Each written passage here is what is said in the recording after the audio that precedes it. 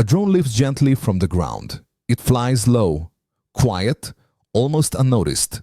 No roar of engines, no control tower in sight, just a small machine moving through the lowest layer of the sky, the space closest to daily life. And yet, the narrow band of air carries more weight than it seems. Because this is where medicine now travels to remote clinics, where packages cross roads that do not exist, where borders are watched, signals traced, and decisions enforced in silence. For years, when people spoke of airspace, they looked upward toward high altitudes, commercial routes, and distant aircraft. But sovereignty does not only live above the clouds, it begins closer to the ground. As drones spread across African skies, a new tension has emerged. Not about whether this technology works, it already does, but about who controls it, who authorizes its movement, who monitors its purpose, and who is accountable when the lowest layer of airspace becomes crowded with power. This is not a futuristic question, it is already unfolding, centimeter by centimeter, because the first space any nation truly governs is the one closest to its people. And when that space is left unmanaged, control does not disappear, it transfers. This is not a story about gadgets, it is a story about authority, responsibility, and the quiet foundations of sovereignty. Stay with us. Power does not always descend from above, sometimes it rises from the ground up. The lowest layer of airspace was never meant to be quiet, it was simply ignored. For decades, attention focused upward, toward commercial corridors, international routes, and the politics of altitude. What happened close to the ground was treated as incidental, unimportant, too small to matter. Then the drones arrived, small at first, lightweight, unassuming. They flew below radar coverage, below traditional aviation rules, and below the threshold of public debate. Yet they entered a space that touches everything: homes, roads, clinics, farms, borders, the layer of air where daily life unfolds. This was not a technological leap, it was a governance gap. Across African countries, drones began appearing in agriculture, mapping fields, and monitoring crops. In humanitarian corridors, they delivered medical supplies to areas cut off by distance or infrastructure. In logistics, they bypassed broken roads and seasonal floods. In security operations, they watched quietly, persistently, from just above eye level. Each use case was presented as a solution, and each solution carried power. Because the moment an object moves freely above people's heads, questions follow. Who authorized it? Who monitors it? Who intervenes when it fails, or when it is misused? In many cases, the answer was unclear. Regulatory frameworks for high-altitude aviation existed, but for the centimeters above rooftops and tree lines, rules were fragmented, provisional, or absent altogether. The lowest layer of airspace had become a shared zone without shared authority. This ambiguity was not accidental. It was inherited. Traditional aviation developed around scarcity, limited aircraft, limited runways, limited actors. Drone technology inverted that logic. Suddenly, airspace became accessible to many at low cost with minimal infrastructure. Control could no longer rely on visibility alone. As drone operations expanded, the scale of the issue became harder to ignore. Thousands of flights, multiple operators, civilian, commercial, humanitarian, and military, uses overlapping in the same narrow band of air. The lowest layer of airspace was no longer empty. It was crowded with intent, and intent demands governance. Without clear rules, risk accumulates, collisions become possible, privacy erodes, accountability blurs. The same platform that delivers blood to a rural clinic can be adapted for surveillance, or worse, with minimal modification. This duality is what makes low-altitude airspace uniquely sensitive. It is close enough to serve people directly, and close enough to harm them. In several regions, incidents involving drones raised alarms, not always publicly, but within institutions tasked with security and safety. Questions multiplied. How do you track what you cannot always see? How do you regulate actors who may operate across borders? How do you protect civilians without stifling innovation? These were not theoretical problems. They were operational ones. Some countries responded by restricting drone use. Others sought licensing systems. A few began experimenting with unmanned traffic management frameworks, digital architectures designed to coordinate thousands of low-altitude flights simultaneously. But progress was uneven. Capacity varied widely. Legal clarity lagged behind technological adoption. In some places, foreign companies provided platforms, software, and even oversight tools, embedding external influence into the very systems meant to assert control. This introduced a new layer of dependence. If a nation relies on external technology to monitor its lowest airspace, who truly governs that space? If data flows outward, where does authority reside? And if enforcement depends on systems not fully owned or understood, what happens when interests diverge? These questions move the drone debate beyond innovation and into sovereignty. Because sovereignty is not only about borders drawn on maps, it is about the ability to manage what happens within them, especially in spaces that affect citizens directly. The lowest layer of airspace is such a space. It determines how aid arrives, how security is enforced, how commerce moves, and how power is exercised without spectacle. Ignoring it is no longer an option. As drone usage accelerated, governments faced a choice: treat low-altitude airspace as a technical afterthought, or recognize it as a strategic domain requiring deliberate control. That choice would shape not only aviation policy, but trust between states and citizens, between innovation and safety, between convenience and authority. Because when governance begins too late, control fills the vacuum. And in the quiet hum of drone rotors, a new question took form, not about flight capability, but about command. Who exactly controls the airspace closest to the ground? The turning point did not come from a laboratory, it came from necessity. In places where roads washed away with the rain, drones began to carry medicine. In regions where distance once meant delay, small aircraft delivered blood, vaccines and test samples in hours instead of days. What had been a technological curiosity became a lifeline. Low-altitude airspace, once ignored, suddenly mattered. This was the moment drones crossed the threshold. From experiment to infrastructure, health ministries approved pilot programs, humanitarian organizations redesigned supply chains, logistics planners recalculated costs.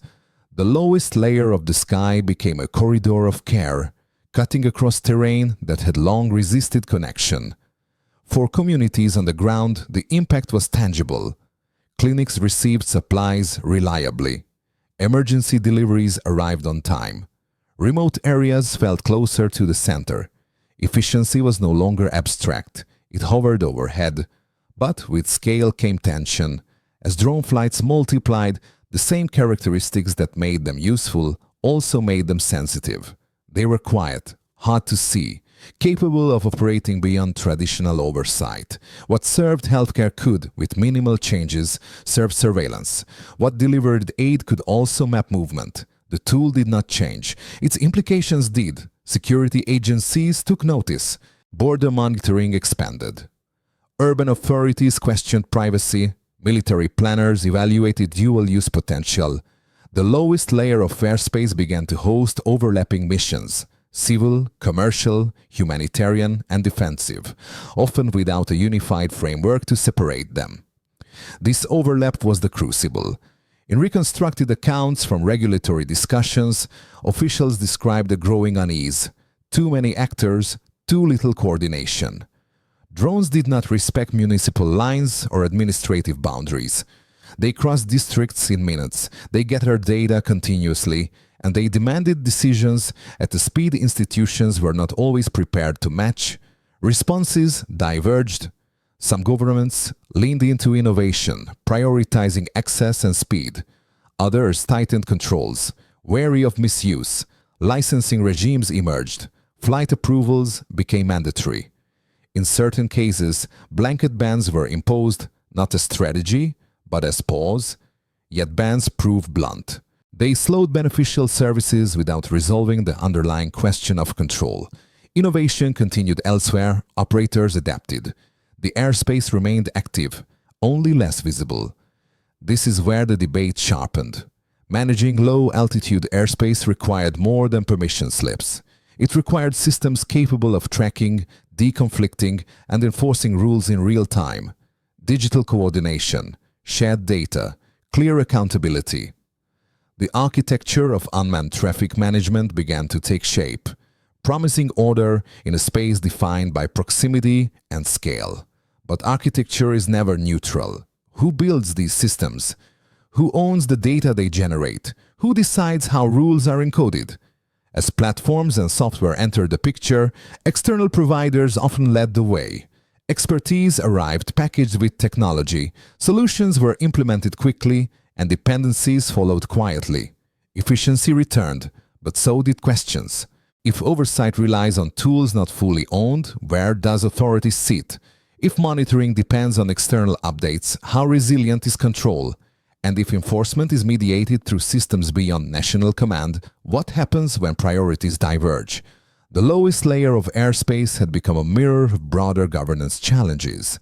At the same time, public perception shifted. Communities welcomed the benefits, but expressed unease. Drones were helpful, until they were not. A delivery overhead reassured, a hovering device unsettled. Trust depended not on presence but on clarity.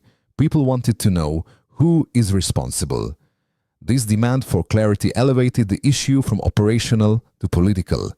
It forced governments to articulate principles, not just procedures, to balance innovation with safety, to define sovereignty not as a restriction, but as stewardship. And stewardship, once demanded, reshapes authority.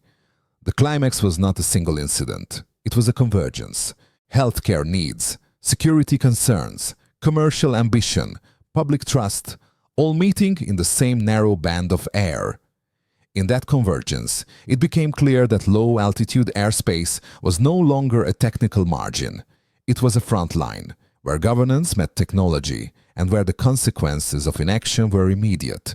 The question was no longer whether drones should fly. They already were. The question was whether control would keep pace with capability, and whether the rules of the lowest sky would be written deliberately or inherited by default. Because once drones become part of daily life, ambiguity is no longer tolerable, and the choices made in this moment would echo far beyond delivery routes, into security, privacy, and the very meaning of authority in the modern state. What came next would determine whether innovation served the public or quietly outran the institutions meant to guide it. The impact of low-altitude drones did not remain confined to efficiency or innovation. It moved outward, into society, governance, and power. Because when technology operates this close to people, its consequences are immediate. In towns and villages where drones delivered medicine, gratitude came first. But soon after came questions. Who owns the data collected along the route? Who ensures the device is what it claims to be? Who intervenes if something goes wrong?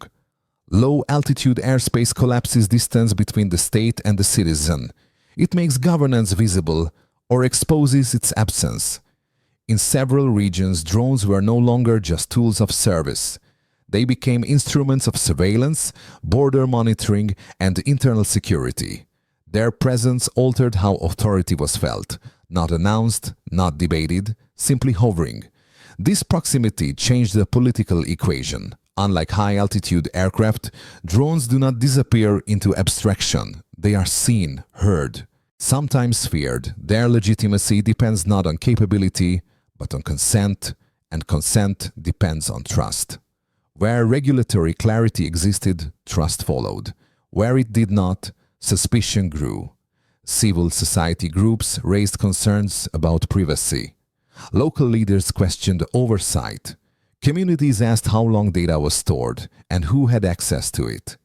In places affected by conflict, drones became associated not with help but with harm, reminders that the same technology could be turned against civilians with little warning.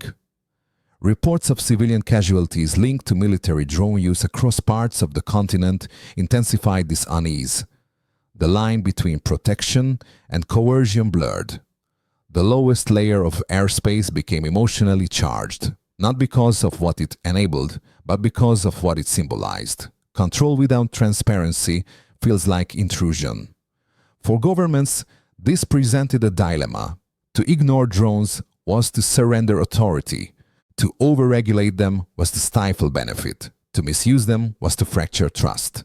The solution required more than enforcement. It required governance that could keep pace with capability and legitimacy that could survive scrutiny.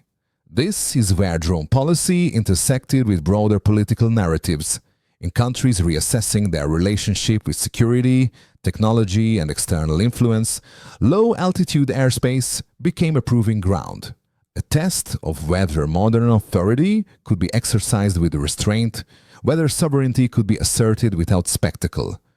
Within this environment, references to leadership figures emerged, not as technical architects of drone policy, but as symbols of a wider shift in thinking.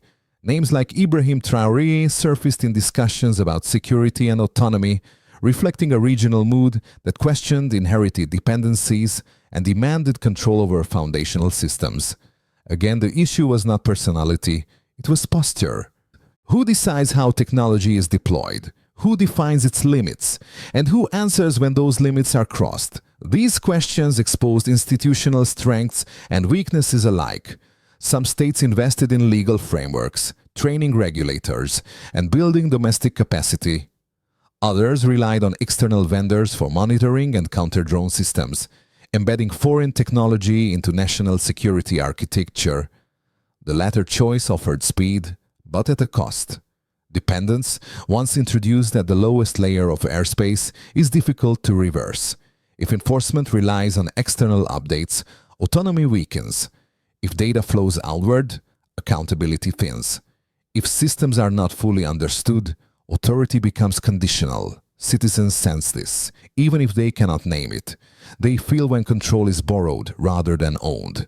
They recognize when security is outsourced rather than governed. And in the age of drones, that perception matters. Because legitimacy no longer rests only on laws written on paper. It rests on how power moves silently, persistently, just above daily life. The civil consequences are therefore profound. Trust becomes fragile. Consent becomes conditional. Authority must be earned continuously. Low-altitude airspace does not forgive ambiguity. It demands clarity. It forces governments to answer questions they once avoided. Not only can we deploy this technology, but should we, how, and under whose oversight? By the time drones became normalized, the political stakes were already set. This was no longer about managing devices. It was about managing relationships between state and citizen, security and liberty, innovation and restraint. And as these domestic pressures mounted, they began to resonate beyond borders. Because how a nation governs its lowest sky sees more than any declaration ever could. It reveals how power is exercised when it is closest to the people. And it invites the world to watch how authority responds when there is nowhere left to hide. Beyond national borders, the rise of the drones in low-altitude airspace has not gone unnoticed. It has been interpreted carefully through the language of standards, safety, and cooperation. But beneath that language, strategic calculations are quietly evolving. International aviation bodies frame the issue as coordination, harmonization, risk mitigation. The vocabulary is technical, precise, and deliberately neutral. Low-altitude airspace, they argue, must be integrated into global systems to ensure safety and interoperability. Yet, integration always raises a deeper question. On whose terms? As drone activity expands, so too does the influence of those who define the rules. Software standards, traffic management platforms, identification protocols, data architectures. Each layer carries assumptions about authority, access, and control. In many cases, the tools used to manage drones arrive as complete packages, hardware paired with software, training bundled with oversight, efficiency delivered alongside dependency. For countries moving quickly to manage crowded skies, these solutions offer speed and reassurance. But speed has a price. When monitoring systems are externally sourced, sovereignty becomes conditional. When data flows outward for processing or validation, control thins. And when enforcement depends on updates beyond national command, authority becomes fragmented. This is not confrontation, it is alignment. And alignment shapes outcomes. Foreign partners emphasize best practice. Technology firms emphasize scalability. Security providers emphasize threat mitigation. All valid, all persuasive. But together, they frame low-altitude airspace as something to be managed for African states rather than by them. That framing matters, because the lowest layer of the sky is not an abstract zone. It is where humanitarian flights intersect with surveillance concerns, where commercial deliveries overlap with security operations, where civilian life meets state power at its most intimate distance. How that space is governed sends a signal. It tells the world whether authority is asserted with confidence or borrowed through convenience, whether regulation is shaped locally or inherited wholesale, whether technology serves governance or quietly defines it. In diplomatic circles, these distinctions are noted. Countries that demonstrate clear frameworks, domestic capacity, and transparent oversight are treated differently from those perceived as dependent or reactive. Low-altitude airspace becomes a proxy for institutional maturity, a measure of how a state handles complexity without losing control. Within this context, references to Burkina Faso emerge not as case studies of drone deployment, but as symbols within a broader conversation about security, autonomy, and the reshaping of authority at foundational levels. The interest is not in the number of drones in the air, but in who sets the rules that govern them. Meanwhile, global norms continue to evolve. Regions with strong regulatory capacity move first, defining standards others are encouraged to adopt. Late adopters face pressure, not through force, but through compatibility. To connect, one must conform. To operate, one must align. This is how influence travels in the modern age, not through occupation, not through decree, but through architecture. And the architecture of the lowest sky is still being built. For African states, the international question is therefore not whether to engage. Engagement is unavoidable. The question is how to engage without surrendering the very control that low-altitude governance is meant to secure. Because once rules are set externally, reclaiming them is far harder than writing them first. And as the global gaze settles on the skies just above the ground, one truth becomes clear. The contest for sovereignty is no longer only fought at borders or in the clouds. It is unfolding quietly, meter by meter, in the airspace closest to the people. The future of low-altitude airspace will not be decided by drones alone. It will be decided by choices. Choices about law before hardware, about institutions before improvisation, about whether control is designed or merely inherited. Because governing the lowest layer of the sky demands a different kind of discipline. It requires rules that are precise without being rigid, systems that can scale without surrendering authority, and oversight that protects citizens without paralyzing innovation. This is not about banning drones, it is about building confidence in how they move, why they move, and who answers for them. The path forward begins with clarity, clear legal frameworks that define permissions, responsibilities, and consequences. Transparent licensing that distinguishes humanitarian use from commercial activity and commercial activity from security operations. Digital identification that makes every flight accountable, not to fear, but to law. Equally important is capacity. Managing low-altitude airspace cannot remain an outsourced function. Training regulators, engineers, and enforcement teams is not optional, it is foundational. Data generated within national airspace must be understood, secured, and governed domestically. Without this, efficiency returns, but control does not. There is also a strategic opportunity. Drone ecosystems do not have to be imported wholesale. Local manufacturing, maintenance, and software development can turn a governance challenge into an industrial foothold. When states invest in domestic capability, they reduce dependency, while creating skilled workforces attuned to local realities. This is where sovereignty becomes practical, not as a slogan but as a system that works, not as resistance to technology, but as stewardship of it. Of course, risks remain. Fragmented regulation could reappear under pressure.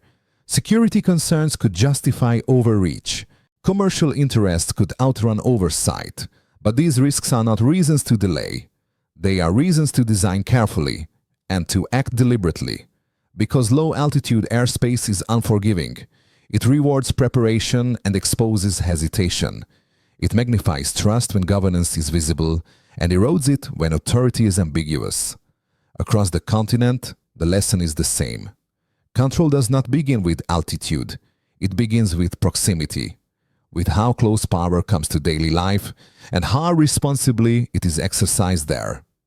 If nations can govern the air just above the ground, transparently, competently, and in service of their people, they set a precedent that reaches far beyond drones. They demonstrate an ability to manage complexity without surrender, to integrate innovation without losing agency. In that sense, the lowest sky becomes a proving ground, a place where sovereignty is not declared but practiced, where authority is not imposed but earned, where the future is shaped centimeter by centimeter. Because in the modern age, the first line of control is not drawn at the border. It is drawn just above the ground, and how that line is held will define not only the skies to come, but the kind of states that rise beneath them. In the end, the drone question is not about machines. It is about margins. The narrow space just above the ground, once overlooked, unregulated, and unseen, has become the most revealing test of modern authority. Because this is where technology meets people directly, where governance is no longer distant, where power hums quietly within sight and sound. For too long, sovereignty was imagined vertically. High borders, high airspace, high politics. But the future has arrived from below. Drones have shown what is possible when distance collapses. Medicine reaches clinics once cut off by geography. Logistics leap over broken roads. Information travels faster than infrastructure ever allowed. These gains are real, they matter, and they should not be dismissed. Yet they carry a condition. Without control, efficiency becomes exposure. Without rules, innovation becomes intrusion. Without accountability, the lowest sky becomes a silent transfer of power. This is why governance at this level matters more than it appears. Managing centimeters is harder than managing kilometers. It requires trust, clarity, and the institutions capable of acting without spectacle. It demands restraint as much as capability. Across the continent, this challenge mirrors a wider shift in thinking about sovereignty itself. Less noise, more systems. Less symbolism, more structure. In that context, references to Ibrahim Traoré often surface not as technical answers to drone regulation, but as symbols of a broader insistence on control, agency, and the refusal to leave foundational domains unmanaged. The symbolism is telling, because when a country like Burkina Faso is discussed in relation to airspace governance, even at the lowest level, the narrative changes. It is no longer only about crisis or constraint. It becomes about choice, about whether authority is exercised deliberately or allowed to drift. And drift is the real danger. Technology does not wait for legislation. Innovation does not pause for consensus. Control, if not claimed, is assumed elsewhere. The lesson of the lowest sky is therefore simple but unforgiving. Sovereignty is not declared once. It is practiced daily. In how drones are licensed, in how data is handled, in how citizens understand who watches, who serves, and who answers. When states govern the air closest to their people with clarity and restraint, they send a signal far beyond aviation. They demonstrate a capacity to manage complexity without surrender, to integrate technology without losing dignity. And that is where real power now resides, not in altitude, not in spectacle, but in the quiet confidence to govern from the ground up. If this story resonates with your sense of agency and accountability, stay with us. The future of sovereignty is being written in small spaces, and the lowest sky is only the beginning.